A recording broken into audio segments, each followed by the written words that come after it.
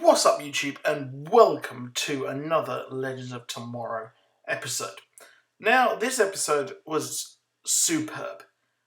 Badass fights, dodgy CGI, dodgy music, but it won the week for me personally.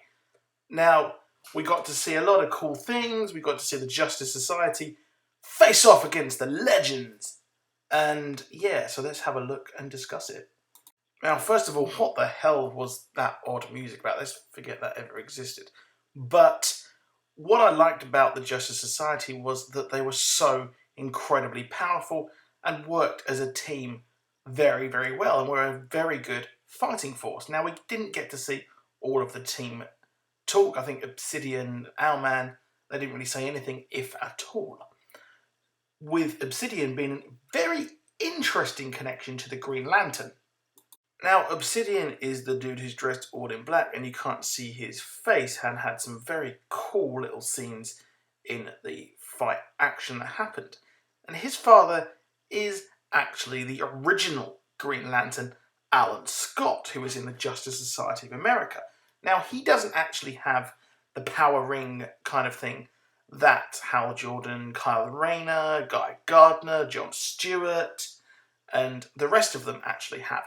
He gets his power from the Lantern, but it's not like powered by the life force of Oa and etc. like that. He really was the original, like I said. And it's interesting, they're merging storylines here, merging timelines. Stargirl also wasn't an original member. She was around the same time as Obsidian, and you had Obsidian's father was actually one of the original members. So in the Jeff Johns 2000s, around that time, we got a reboot of the whole Justice Society. And, well, this has pretty much led to this. And they've merged kind of the newer team with the older team. And I'm not sure why they've done it, but they've done it. So deal with it, bro. Now, there was a lot of kind of references and I'd say building up of Nate Hayward's character in this second episode, which obviously is needed because he's such a new character to the team. And we find out that he is a hemophiliac. I think that's how you pronounce it. I don't actually know how you pronounce that well. But he meets his grandfather, who was Commander Steel, which leads him into being Citizen Steel. So we're going to see some proper badass action, I think, with him.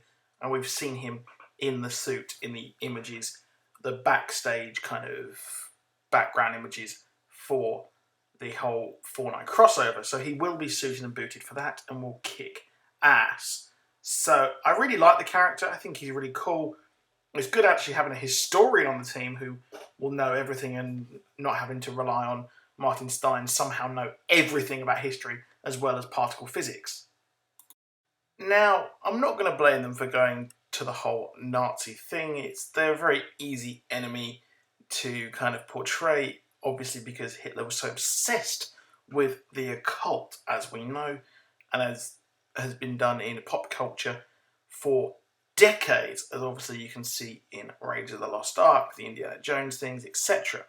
So we've got a villain here, Baron Krieger, who, in the comics, you could probably say that he was the most like Captain Nazi in the comics, which I'm guessing they didn't go with that name because that is absolutely awful, and for obvious reasons they decided to go with something just a tad different this time. However, they could have had someone completely different. It could have reference to a different character, which is Baron Blitzkrieg, which is, I'm guessing, why they did not choose him again. They just went with the bog standard, poor CGI version of like an abomination thing, which, yeah, was a bit of a letdown. I wish we got to see like some Nazi supervillain, but maybe we'll see him in the future. Now, the amulet that they really was the MacGuffin of this episode didn't really have much history in DC Comics, and just reminded me of the Eye of Agamotto from Doctor Strange, because, you know, Doctor Strange is out next week and I can't wait. I've got my tickets already. So we got to see what happened after the cameras stopped rolling on the finale of season 1. However, I don't think this is truly what happened, to be honest, because obviously when time changes, people disappear. We've all seen Back to the Future, we know the fucking deal.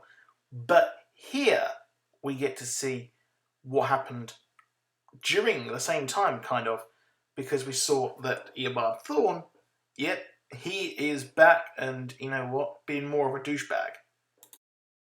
So we got to see that our man has perished at the hands of the vibrating handman Eobard Thawne. And I really like this. I like the fact that Thawne is a proper villain this time, a really good, full villain. We see him quite a lot in and out of his costume. And what does this mean for the rest of the Justice Society? So I think that Damien Darhk is behind most of this, because that was a magical amulet they were looking for. And obviously, Damien Darhk is Mr. Magic himself. No, not David Copperfield. Not David Blaine. He's Damien Darhk. But you know what? This is going to kick so much ass, and I can't wait to see the Legion of Doom formed. Next week, we've got Captain Cold on Flash, or, well, what we know of Captain Cold. Now, my prediction moving forward for Legend of Tomorrow is the fact that, well, how good will the Justice Society? Everyone seems to be loving them so far. So this kind of makes sense that they make a Justice Society show. Now, the weird thing is they've merged the timeline, so we can't have like a modern day version of Justice Society. But what if we got a retro Justice Society? What if we got to see the adventures of the ones we have in this show? What if we got to see them take on Nazis throughout World War II? Now that would kick so much ass. I'd be super excited for that. And I really do think that that's what's going to happen. I think they're going to move this, put this on perhaps Monday nights or whichever, so we get a full 5-week actual show. Get 5 CW superhero shows. Probably not Monday, actually, but one day a week, I reckon we'll get Justice Society. So this is what they do. They introduce all of these new people like they did for Legends, made an ensemble cast, then got the new TV show. So that's what I think is going to happen. But that's it for this. Please do drop a like. Please do subscribe. I'll see you soon. Goodbye.